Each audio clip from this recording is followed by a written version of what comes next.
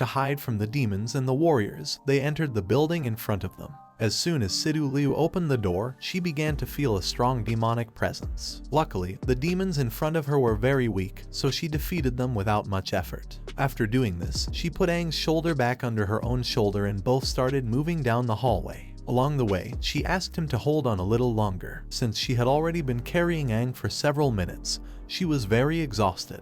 But despite this, she was not willing to give up. She clenched her teeth tightly and asked him to hold on a little longer as they were almost there. Several seconds passed and Aang did not respond. Upon seeing this, she turned her head towards him, and upon realizing that he was unconscious, she asked him to wake up as this was not the time to sleep.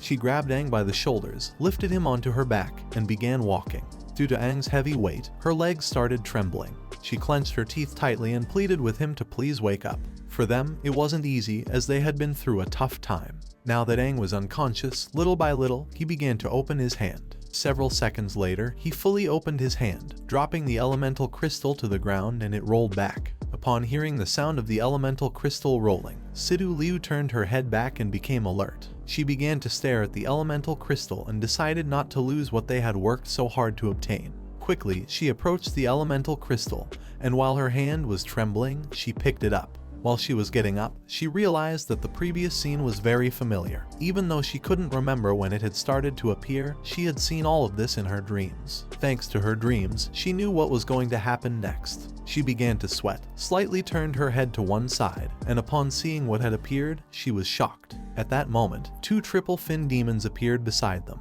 The demon sitting on a sharp branch and staring fixedly at Sidu Liu was a green core wood-type demon. The demon flying in the air with the help of the water element was blue core. Sidu Liu picked up the elemental crystal from the ground, turned her head towards the demons, and realized they were in danger. Slowly, she began to stand up and activated the green core. Gaining momentum, she started moving forward quickly, clenching her teeth tightly and deciding to escape. She knew that being a green core warrior with only one fin, she wouldn't be able to confront two triple fin demons. The green core demon wasn't going to let Sidu Liu escape, so gaining momentum, in the blink of an eye it appeared above her. Upon sensing its presence, Sidu Liu's expression changed drastically. While with one hand she was holding the elemental crystal, with the other she hugged Aang, closed her eyes and clenched her teeth tightly, preparing for the worst. With a demonic smile, it used the wood element, transforming its hand into a sharp sword, and prepared to attack Sidu Liu. It couldn't believe that a warrior with just a single fin had been able to obtain the elemental crystal. With a smile, the demon plunged its sharp arm into her chest,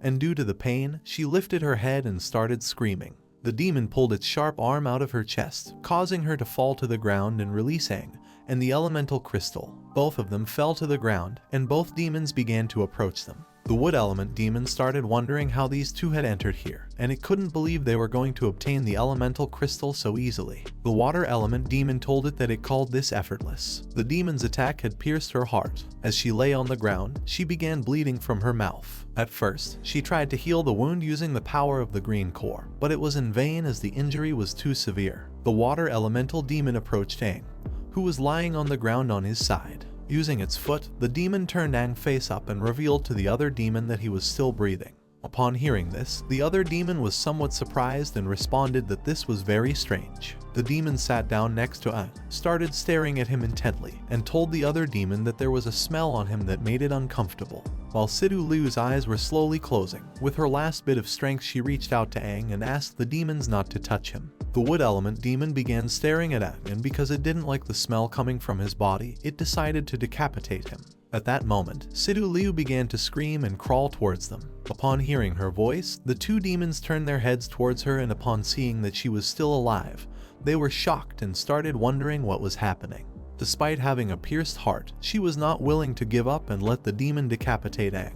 She began to stare fiercely at the demons with an aggressive look, clenched her teeth tightly, and let them know that she was still alive and not going to give up so easily. The blue core demon turned its head towards Sidu Liu, and upon seeing that she was still alive, it started approaching her and with a smile thought that she was incredible. It couldn't believe that people on the brink of death had this temperament. The demon approached Sidu Liu and gave her a strong kick in the chest, causing her body to fly backwards. As her body was flying backwards, the demon mocked her by calling her weak. Due to the strong blow from the demon, she started bleeding and thought that it was right, since she wasn't even able to protect herself. Then, she turned her head towards Aang, and upon seeing that the demon was ready to decapitate him, she asked it not to touch him. While her eyes were slowly closing, she realized that being so weak, she would never be able to protect Aang. But despite being on the verge of death, the desire to protect Aang still persisted in her. She couldn't help but feel guilty for being so weak. At that moment, a demonic portal appeared, and from inside emerged a female demon. She put her foot outside the portal, causing a wave to start advancing in all directions and stopping time in the process. This demon was the Black Fin Queen, one of the 6 royal fins. She had the power to manipulate space and time. She began to walk towards Aang, and upon seeing his condition, she initially decided to help him, but then remembered that the Red King Fin had asked her not to help Aang. Despite what he had told her, she decided to intervene. She started staring at Aang intently, and with a smile thought that this was a headache. She approached a little, and upon seeing that the demon was about to decapitate Aang, she thought that the Red King Fin couldn't blame her if she saved him. In reality, she didn't care at all about Aang. What really worried her was the Red King's fin that was inside him. She put her hands under her buttocks, and as she slowly sat down, she realized that Aang's body still couldn't handle the power of her beloved Red King Fin. She sat on the floor, started looking at Aang, and while touching her hair with her hand, with a smile she thought that his body should have overloaded long ago. But now seeing that he had lasted so long, she was amazed. Upon remembering what the Red King Fin had told her, she thought that Aang was indeed the strongest human being after all, so it was to be expected that his willpower was truly astonishing. She wanted to check if the Red King Fin was still inside Aang, so she approached Aang's face, and while looking into his eyes, she called out to the Red King Fin asking if he was there. Several minutes passed and no one responded. Upon seeing this, she put her hands on her knees and slowly began to stand up. She had been looking forward to seeing the Demon King after such a long time. But now, upon realizing that he was still sleeping, she became sad. As she turned her head to the side, she saw Sidu Lu's body floating in the air. Immediately, she recognized her. In the blink of an eye, she approached Sidu Lu, placed her hand under her chin, and while staring directly into her eyes, she remained silent for several seconds. There was a fluctuation in Sidu Lu's body that she was very familiar with, which was very interesting. While she had her hand under her chin, and was staring intently at Sidu Lu, she realized that Sidu Lu was stronger than she had thought. The skills she possessed were very interesting to her. The queen thought it was unfortunate that as a human, Sidu Lu couldn't fully harness all of her power's potential. At that moment, the queen noticed something, and her expression changed drastically. She began to stare at Sidu Lu with a surprised look. While the queen's body was surrounded by a powerful energy, she continued to stare at Sidu Lu, placing one hand on her other arm and started licking her finger. Given that the Red King had asked her not to help Aang directly, she decided to do it indirectly. When thinking about this idea, she couldn't help but feel like a genius. With one hand, she held Sidu Lu's head and with the other her leg. The queen decided to help her evolve and be reborn. She opened her mouth, and as she slowly approached Sidu Lu, she realized that there were fluctuations of time and space in her body. The queen gave Sidu Lu a kiss and decided to give her own power to her. Due to the kiss, Sidu Lu's green core began to react. The red blood cells of the queen began to enter her body, causing Sidu Lu's green nucleus to transform into a black nucleus. Sidu Lu's nucleus started mutating and went from being a single fin nucleus to being a 4-fin nucleus with the power to control space and time. The queen stopped kissing Sidu Lu, and was somewhat amazed because she didn't know how her body was capable of receiving so much power from her. She thought that the reason could be that she had a strong desire to become stronger. The queen created a portal to return.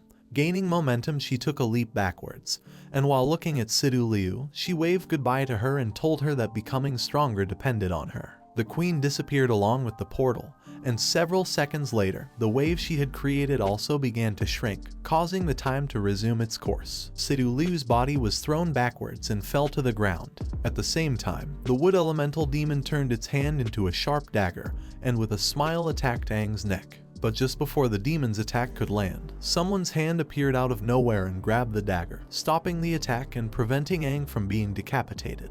The demon was somewhat confused. It turned its head to one side and saw that the hand that had stopped its attack had appeared from a portal. The water element demon turned its head back and caught the attention of the other demon to inform it that the one responsible for this was behind them.